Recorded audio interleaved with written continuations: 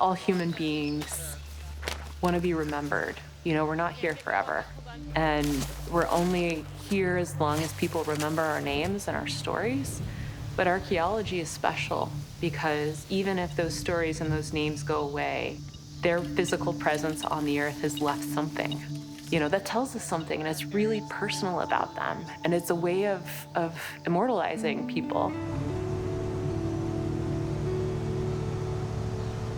I love my town. I love my people, the salt of the earth sorts of people. We have people who would give the shirt off their back if you needed it. They might not have anything themselves, but they know that there are people who need help more than they do. Our county has some of the highest welfare, maybe, in the state. It's hard sometimes to put food on your table. Like, there were times my mom was a single parent, and she was a school teacher in an impoverished district. And, you know, there have been times where it's been hard to make sure that I have insulin and stuff like that. We never went hungry, but, like, you know, sometimes that's because, you know, the guys in the family would go hunting and bring home deer meat. I think it speaks to something that, like, you know, we can't always depend on the outside world, but we'll depend on each other. And that's something that I think is uniquely Ozarks. One of my favorite memories when you were a kid, Fort Laramie, and you we're all back here, and you stand up there with the guide, and you're walking side by side with her down through the fort area. And I look at Grandma and I was like, there's my kid. She's asking questions, lots of questions. She doesn't stop asking questions. Kids have their own brains, and they look at the world in a different way than adults do. And what I really love about archaeology is that anywhere human beings touch, we have the potential to study all of it. And that's cool because kids will say, is this going to be in history books? Maybe. What we're doing today going to be in history books?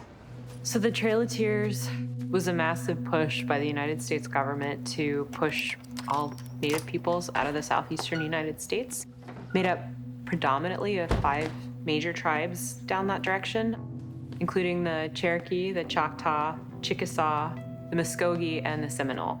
To my knowledge, or any of my professors' knowledge, no one's ever done a project on the Trail of Tears itself. There have been projects on the detainment camps, but there've never really been projects focusing on what the experience was like itself. And so my thought was, as well, if we can do this for things like the Oregon Trail or the Santa Fe Trail, why can't we do it for something like this?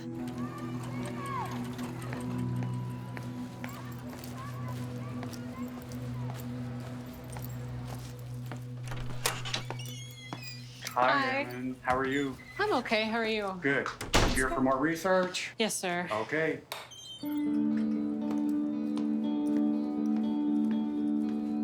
So we started with a project that started with that sort of idea of how do we find these places? We don't have a clear way of doing that, and there's so many of these across the United States. Missouri alone, we have the most miles of the Trail of Tears. We have over 600 miles. There are only a few of these sites that are known. We don't know where they're stopping every day. Trying to figure out ways to find those places so that we can protect them from things like roadwork or cell towers going in, or, you know, cities expanding. These are non-renewable resources. These are graves. These are, you know, encampments that speak to a really important time in our history that need to be preserved as much as we can. We're looking for houses, we're looking for prairies, we're looking for farmsteads, we're looking for riverways that may have changed over time. Steelville was formed in 1835. The first group of Cherokee came through in 37, 2 years later. So the way they set up Steelville tells us something about how they may have been looking at starting off here, but also engaging with other people who may be traveling through. Also, looking at these things tells us something about what the Cherokee experience would have been like as they came through. We know that these are the streets that would have been here, that we know that they would have had buildings here, but we don't, you know, we make assumptions looking at Main Street today, but that's not how things have always looked. And so this gives us hints into that, which is kind of important. You know, it gives us a snapshot into a world that no longer strictly exists the way it did before.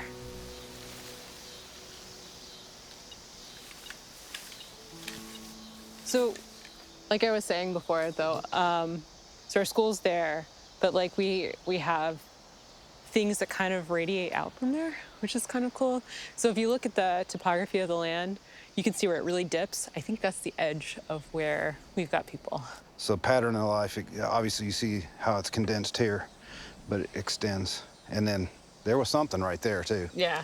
Yeah. So, and what I think is going on here, I think this is our schoolhouse. I think this might be an encampment, but I think some of our schoolhouse has probably been dragged with tractors and stuff too. It would be really nice to excavate, but until our tribal folks are more comfortable with the idea of it, we won't be doing that, so. You know, we started off with the stuff that would be non-invasive, stuff that wouldn't hurt anything. It was taking pictures sort of thing. We started with drones, then we moved to magnetometry, which is fancy tools that send rays into the earth and look at things. It'll print out, you know, shapes and blobs and stuff, and then you gotta try and make sense of the blobs that you're seeing. We've looked using metal detectors, looking for patterns.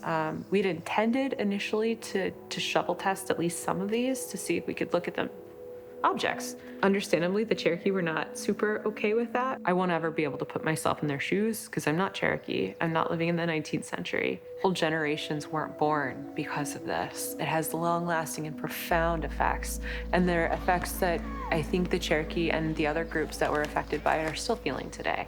It's not something, it's just a one and done, and oh, well, you know, it happened 100 years ago, let's just move on. It's something that haunts, just like all history haunts, right? Any sort of history, even positive histories, still like trickle down and affect us today. You know, yeah, the United States government is culpable of this atrocity, but my town, which is only 2 years old at the time, made money off of it. Does that make our people good or bad?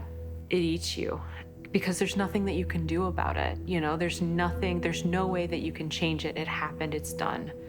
But, you know, there's something rewarding and something, I think, sort of like a quiet activism that you can have by just turning the flashlight on to the problem and showing that, no, this wasn't okay.